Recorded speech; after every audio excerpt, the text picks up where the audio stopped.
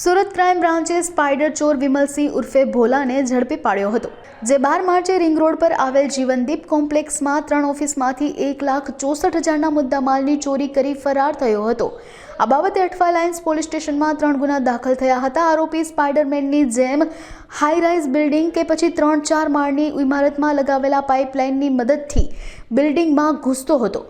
Surat crime બ્રાન્ચે Rander Sheetal talkies riverfront પાસેથી આરોપીની ધરપકડ કરી વધુ તપાસ હાથ ધરી હતી।